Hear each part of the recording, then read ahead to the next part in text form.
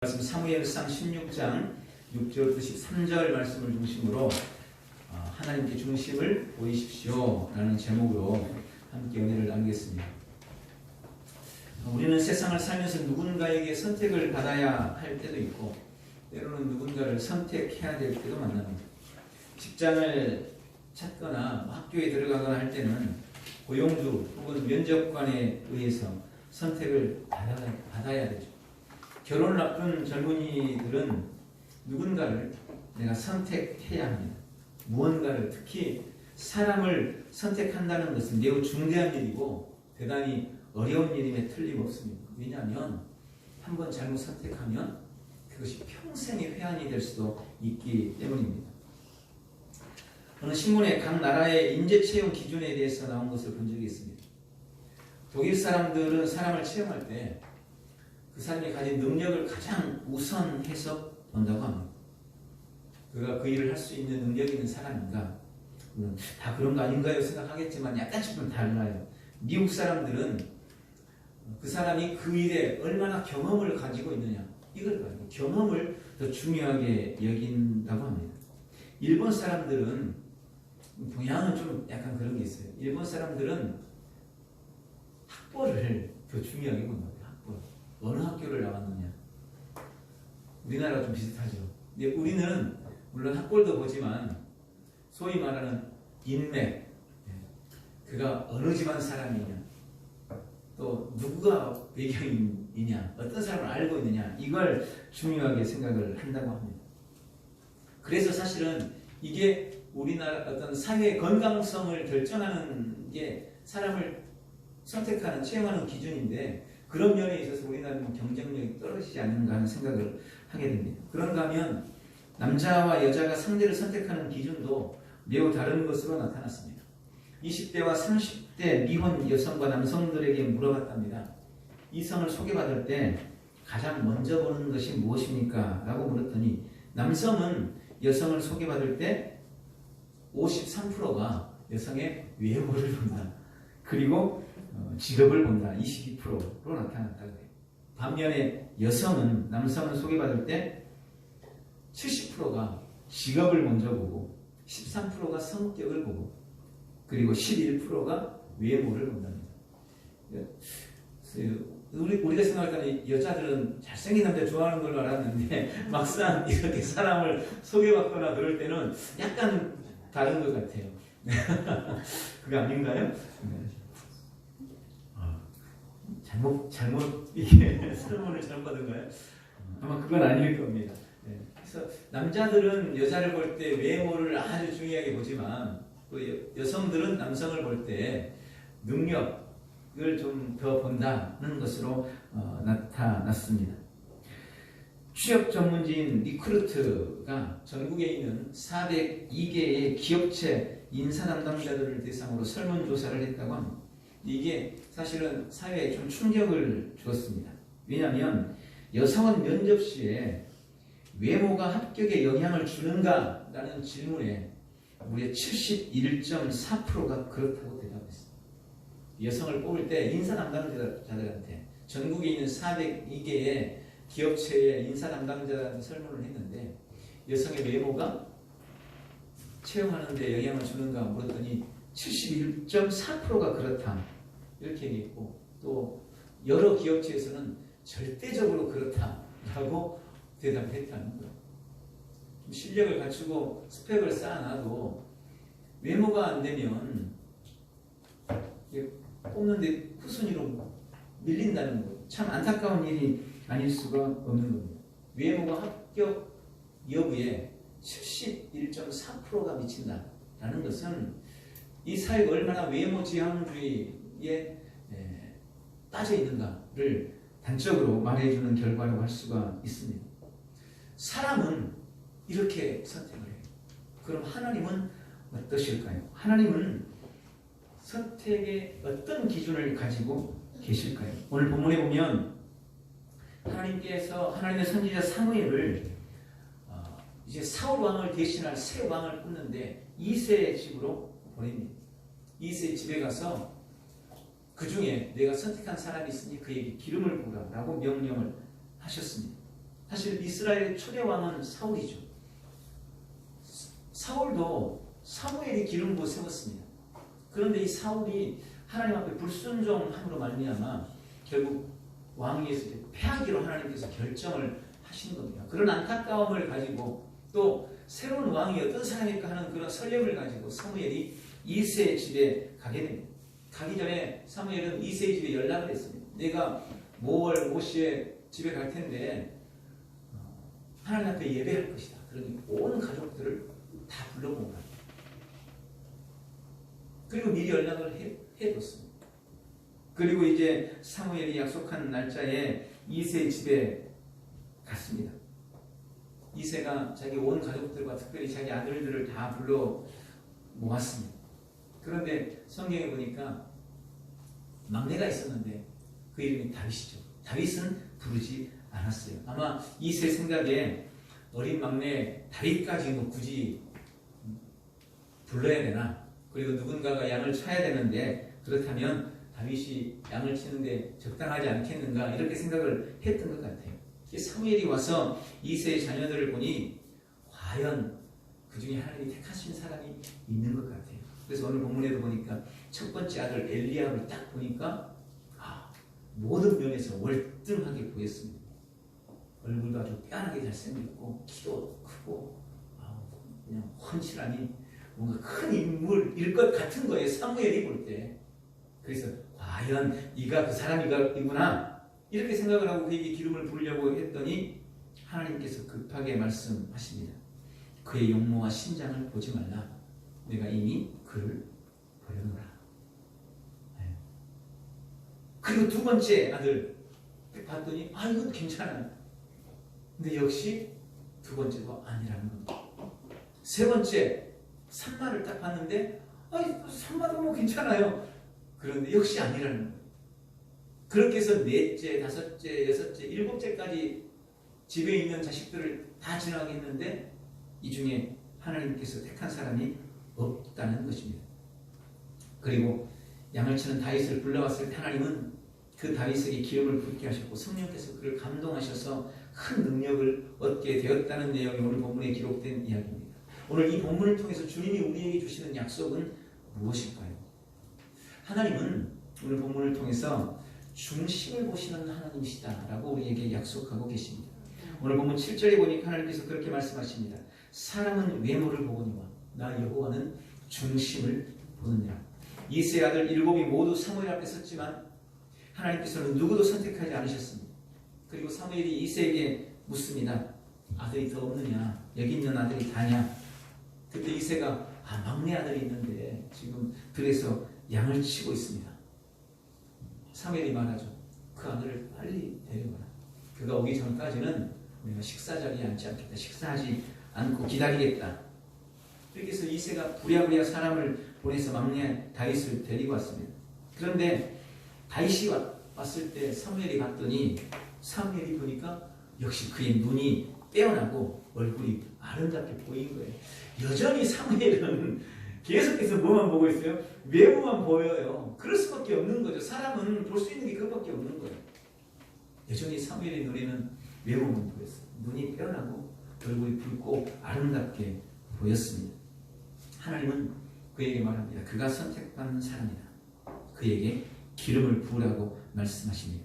그리고 사무엘이 다윗에게 기름을 붓자 성령이 다윗을 크게 감동하였고 성령께서 그를 떠나지 않고 하나님의 능력을 얻게 되었다고 말씀합니다. 우리가 성경을 통해서 알 수 있는 하나님의 선택에는 크게 두 가지가 있습니다. 첫 번째는 구원대로의 선택입니다. 하나님이 구원받을 사람을 선택할 때 이 선택은 조건이 없습니다.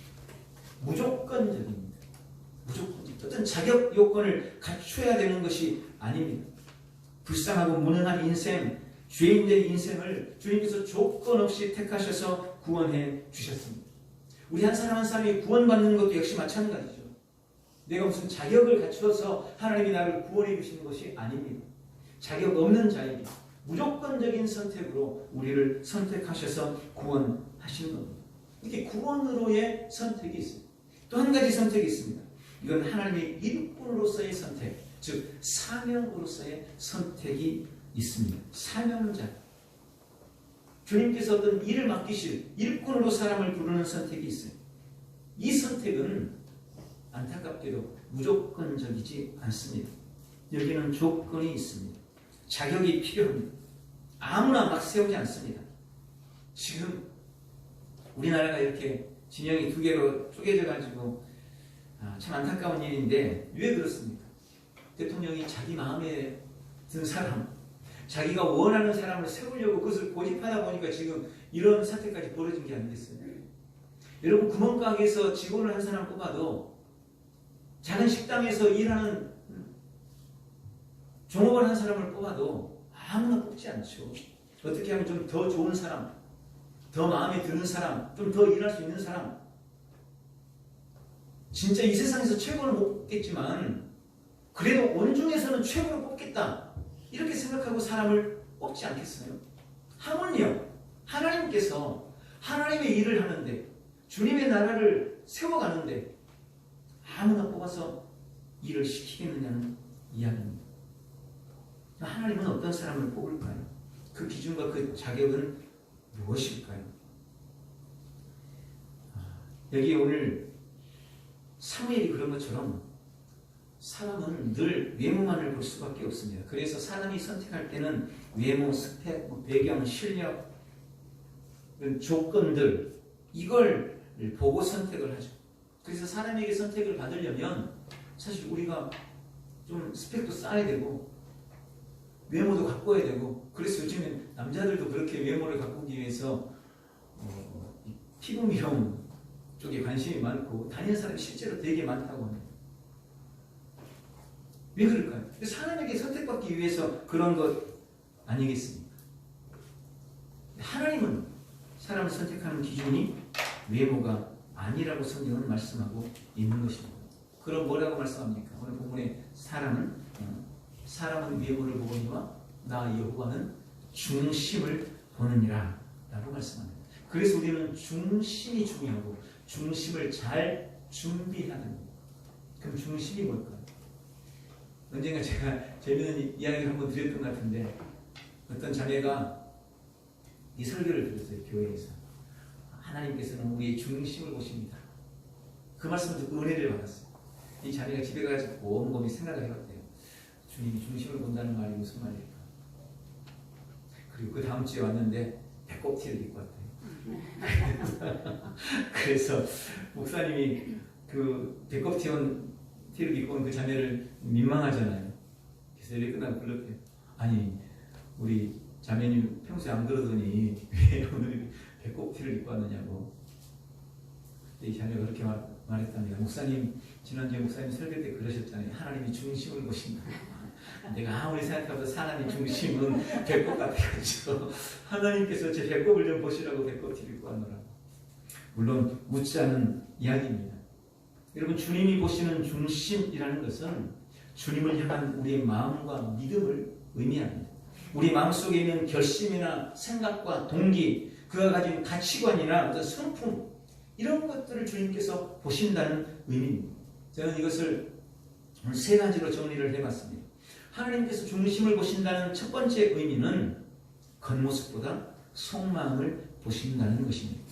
우리가 세상을 볼 때, 세상을 살아갈 때 첫 인상, 외모 이런 것들이 상당히 큰 영향을 미칩니다. 선 볼 때도 첫 인상이 좋아야 되잖아요.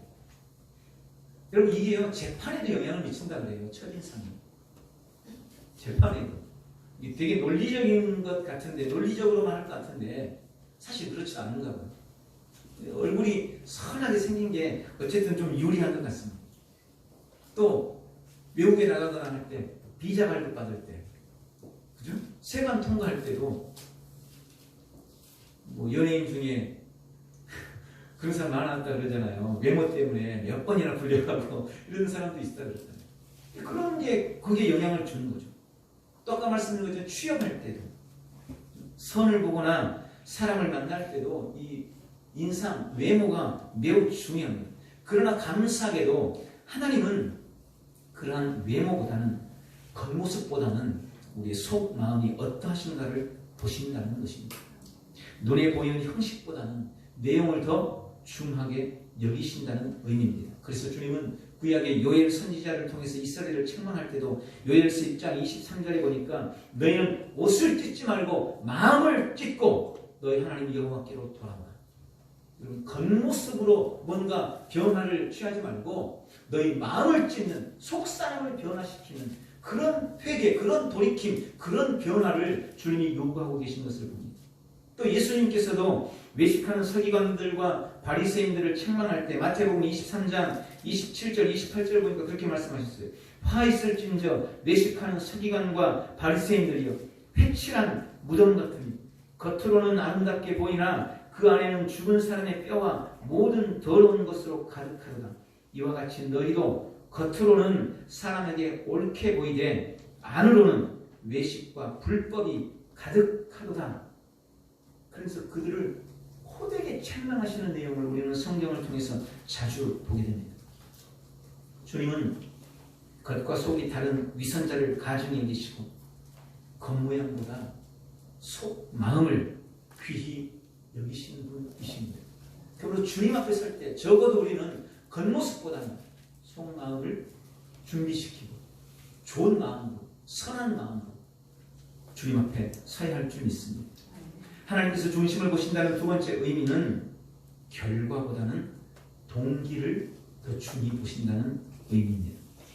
사람들은 동기나 과정이나 어떻든 간에 결과만 좋으면 좋은 인정을 받게 해줍니다. 결과만 좋으면 그것까지 그냥 인정해줘요. 그러나 주님은 결과보다 그 동기와 과정을, 더 목적을 훨씬 더 중요하게 살피시는 분이십니다. 예수님께서 성전에서 헌금하는 사람들을 보고 계셨습니다. 많은 부자들이 와서 헌금을 할 때 뭉텅이 돈을 넣고 많은 걸 넣는 것을 보고 계셨어요. 그런데 한 여인이 와서 주섬주섬 2렙돈을 넣었습니다. 여러분, 이 2렙돈은요, 지금 가치로 치면 1,000원도 안 되는 가치입니다. 그 헌금을 넣은 걸 봤습니다.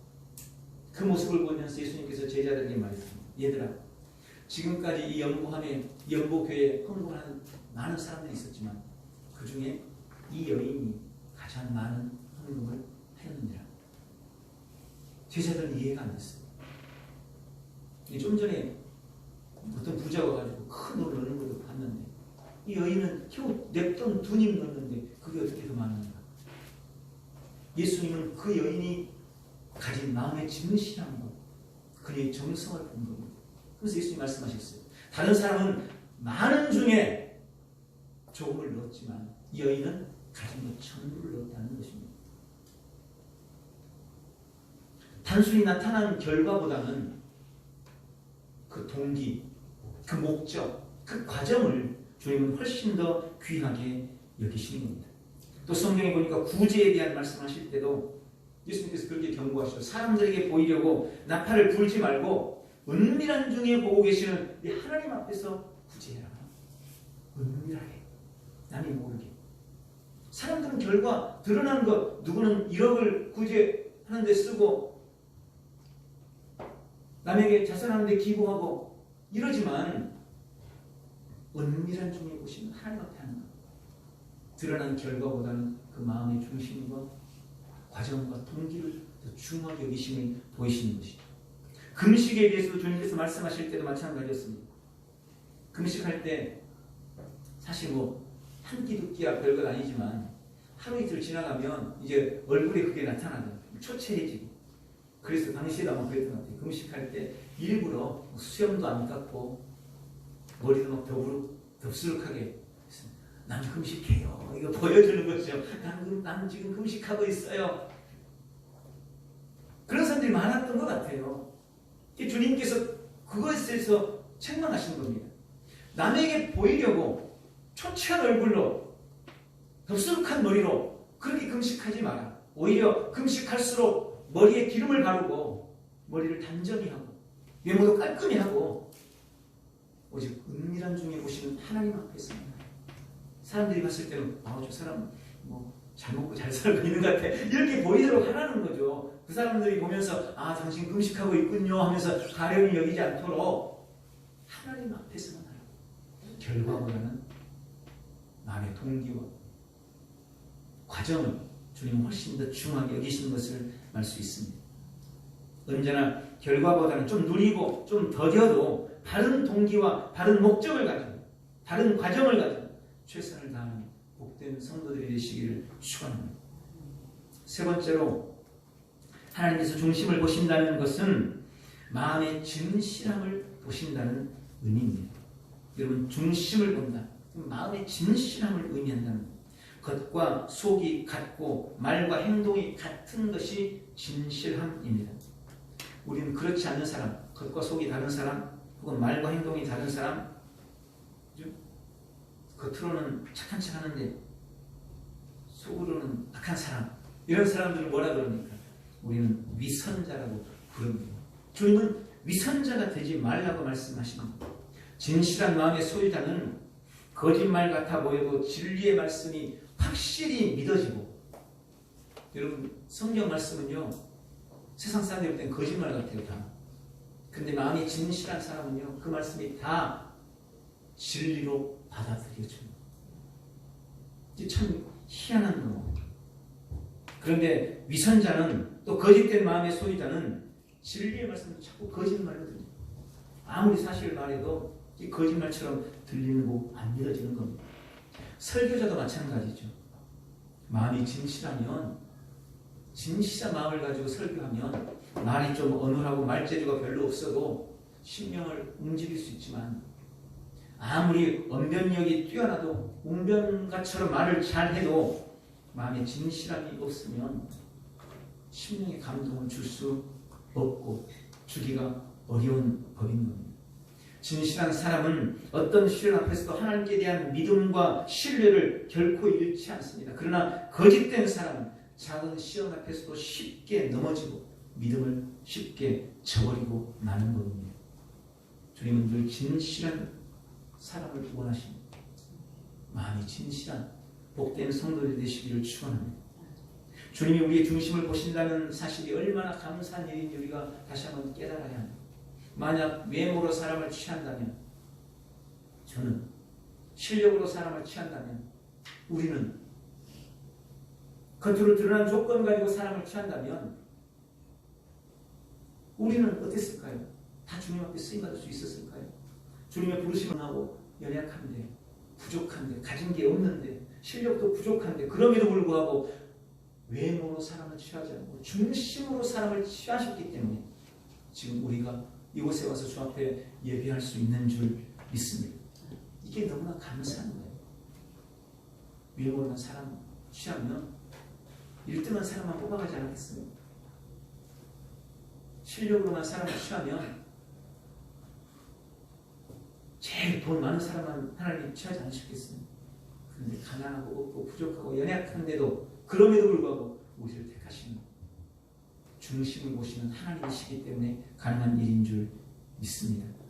오늘 중심을 보신다는 이 약속을 믿고 늘 주님 앞에 중심으로 나아가고 준비하는 복된 성도들이 되시기를 축원합니다.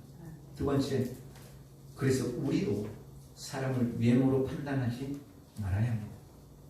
여러분, 이새는 하나님의 선지자가 와서 예배하는 중요한 자리에 자기 막내 아들 다윗을 부르지 않았습니다. 물론 그렇게 단정하기는 어렵지만 외모로 판단하고 무시했기 때문이 아닐까 생각해 볼 수 있는 거죠. 그래서 자칫 하나님의 뜻을 어길 뻔했습니다. 그런데 여러분, 이새만 그런 것이 아니에요. 우리도 얼마나 많은 부분에서 그저 외모만을 보고 사람을 판단합니다. 입은 옷 보고 사람 판단하고, 몰고 다니는 차 보고 사람 판단하고, 생긴 것 가지고 사람 판단하고, 키 보고 사람 판단하고, 몸 보고 사람 판단하고, 그런 경우가 얼마나 많은지 몰라요. 의도적으로는 그렇지 않았다 할지라도 우리도 모르는 사이에 그럴 때가 참 많아요. 여러분, 그렇지 않습니까? 저만 그런가요? 저 가끔 언뜻 그런 생각이 들어요. 길거리 지나가다가 그래도 양복 잘 빼입고 이렇게 지나가는 사람, 저 사람 어떤 사람인가 한 번 더 쳐다보게 되지만, 남루한 모습으로 길거리에서 폐지나 줍고 있는 그런 분들을 보면 왠지 나도 모르게 무시하는 그런 마음, 저만 있는 마음인가요? 많은 사람들이 그래요. 그런 사람들한테는 좀 함부로 대하게 되고 경차 조그만 차 탄 사람한테는 말 함부로 하고 삿대질하고, 외제차 타고 그런 사람한테는 함부로 말도 못하고, 이게 우리가 가진 습성이에요. 외모만 취한 못된 본성인 것입니다. 독일에서 있었던 일입니다. 함부르크 어느 호텔에서 이제 한 지배인이 새로 채용이 됐어요. 이 새롭게 채용된 지배인이 얼마나 열심히 막 하겠습니까? 사람들, 밑에 사람들 시켜가면서 열심히 일을 하고 있었습니다. 그런데 호텔 앞에 있는 넓은 정원 앞에 한가운데 손님들을 위해서 마련해 놓은 깨끗한 고급 벤치에 어떤 남루한 노인이 한 명 앉아 있는 거예요. 또 교는 못 입고 그냥 지저분한 한 늙은 남자가 거기 걸터 앉아서 담배를 피고 있더랍니다. 그 모습을 보고 이 지배인이 그렇게 생각한 겁니다. 아, 이렇게 훌륭한 고급 호텔에 저런 누추한 사람이 있어서 분위기를 해치는구나. 그래서 쪽지를 하나 써가지고 그 노인에게 갖다 줬어요. 그 노인 쪽지를 열어봤더니 거기에 그렇게 돼 있더랍니다. 여보시오, 남의 눈에 띄지 않게 즉시 이곳을 떠나주십시오. 이거 쪽지가 쓰여졌더래요. 그 쪽지를 읽은 그 사람이 황급히 그 자리를 떠났습니다. 그런데 그 일이 있은 후 며칠이 지나지 않아서 그 지배인한테 쪽지가 하나가 전달이 됐어요. 열어봤더니 여보시오, 미안하지만 남의 귀에 소문나기 전에 오늘 즉시 이 호텔에서 나가시오. 그래서 거기에 그렇게 써있더라고요. 당신이 쫓아낸 사람으로부터. 이 사람이 놀래가지고 그 사람이 누군가를 알아봤더니 이 사람이 그 호텔의 경영주였던 스티너스 회장이었습니다. 이 회장은, 이 스티너스는 그 당시에 미국의 굴지의 회사 12개를 가지고 있었대요. 그리고 호텔도 여러 개를 경영했는데 호텔은 말 그대로 그냥 부업처럼 그렇게 경영을 하고 있었던 겁니다. 그 사람은 그냥 옷모습만 외모만 보고는 그렇게 자기 경영주를 쫓아내는 바람에 결국 이 사람이 어렵게 얻은 직장에서 쫓겨나가고 말았다는 이야기입니다. 여러분, 사람은 사람을 볼 때 외모로 볼 수밖에 없어요. 왜냐하면 중심을 볼 수가 없기 때문입니다. 안타깝지만 우리가 중심을 못 봐요. 여러분, 목사라고 신령해가지고 사람의 속이 다 보이고 이러지 않습니다. 저 그렇게 못해요. 안 보여요, 여러분 속이.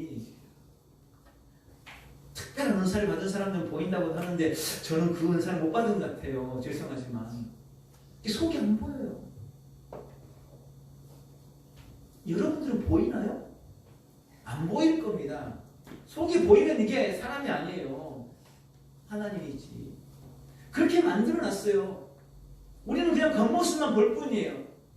그래서 우리의 이런 연약함, 속을 볼 수 없고 사람의 마음을 알 수 없는 우리의 연약함을 우리가 인정하고 우리의 한계를 인정하고 사람을 외모로 판단해서는 안 되는 겁니다.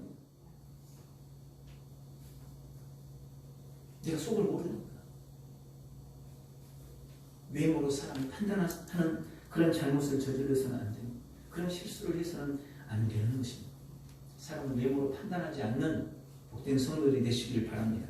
그리고 마지막으로 우리는 중심을 잘 준비하시기 바랍니다. 다윗은 하나님의 선지자가 와서 예배하는 중요한 자리에 부름받지 못했습니다. 부모로부터 소외를 당하고 무시를 당했기 때문입니다. 어려서 그랬을지도 모르겠습니다. 그러나 하나님은 다윗이 어떤 사람인지 아셨습니다. 그의 중심을 보셨습니다. 주님을 향한 그의 진실한 마음과 신실한 믿음을 알고 계셨던 것입니다. 그리고 다윗의 그 중심을 보시고 이스라엘의 두 번째 왕으로 그를 선택하셨습니다. 저는 그때 그렇게 생각해요. 만약 다윗이 이렇게 부모님으로부터 인정받지 못한 현실과 환경 때문에 소외감을 느끼고 절망했더라면, 자신을 무시하는 부모를 원망하고 혹 불평했더라면, 마음에 노를 품었더라면, 아니 오늘같이 사무엘 선지자, 그 유명한 사무엘 선지자가 온다는데 아빠는 도대체 뭐야? 왜 나는 안 불러? 그러면서 마음에 분노를 가지고 화를 품고 원망하고 불평했더라면 과연 그가 선택받을 수 있었을까요? 여러분, 우리도 그럴 때가 있죠. 내가 열심히 믿고 기도한들 가족이 날 알아주지 않는데, 나는 이렇게 하는데 여전히 무시당하고 있는데 하나님이라고 알아봐 주시겠어?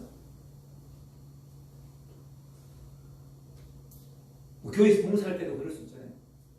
누구는 앞에서 이렇게 멋지게 드러나는 그런 봉사하고 있는데 나는 맨날 숨어서 사람들이 모르는 설거지를 하고 있고 화장실 청소를 하고 있고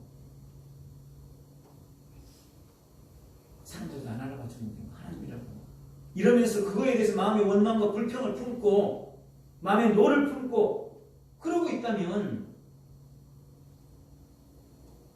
그게 중심이 하나님 앞에서 옳은 태도이겠냐는 말입니다. 여러분, 다윗은 자신이 처한 열악한 환경과 콤플렉스를 믿음으로 극복했습니다. 그리고 오히려 그런 시간들을 하나님을 찬양하고 주님과 교제하는 기회로 삼았습니다. 구약의 시편 대부분 다윗이 기록했어요. 그 모든 시편들은 다윗이 그런 힘든 시간에, 소외된 시간에 양치면서 외로움 속에서, 고독 속에서 하나님을 만나는 이야기 아닌가요? 쫓겨다니면서 그런 속에서 원망과 불평 대신 오히려 하나님 앞에 가까이 나가는 기회로 삼고 하나님을 찬양하는 기회 삼고 주 앞에 기도하는 기회 삼아서 오늘날 하나님 마음이 합한 위대한 다윗이 되는 것이 아니겠습니까? 그것이 바로 중심을 준비하는 사람의 태도인 것입니다. 말씀을 맺습니다. 오늘 우리 삶에 찾아온 여러 가지 어려움과 낙심의 일들을 우리의 중심과 믿음을 키우는 기회로 삼으시기를 주님의 이름으로 축원합니다. 오늘 그런 결단이 있기 바랍니다. 내 삶에 좀 어려움이 찾아와도 내 인생에 고난이 좀 찾아와도 다윗처럼 나는 이 기회를 하나님 앞에 더 가까이 나아가고 주님을 찬양하고 주님을 만나는 기회로 삼아야지. 내 중심을 키우고 내 중심을 준비하는 기회로 삼아야지. 그런 결단과 결심이 있기를 바랍니다. 그래서 중심을 보시고 쓰시는 하나님의 약속을 믿고 잘 준비하셔서 주 앞에 영광을 올려드리는 복된 우리 온 성도들 다 되시기를 예수님의 이름으로 축원합니다. 기도하겠습니다. 좋으신 주님, 외모로 사랑을 취하지 않고 중심으로 사랑을 취하시는 좋으신 주님을 찬양하며 경배합니다. 오늘 우리도 외모밖에 볼 수 없는 연약한 인생의 한계를 인정하고 외모로는 사람을 판단하지 않기로 결단합니다.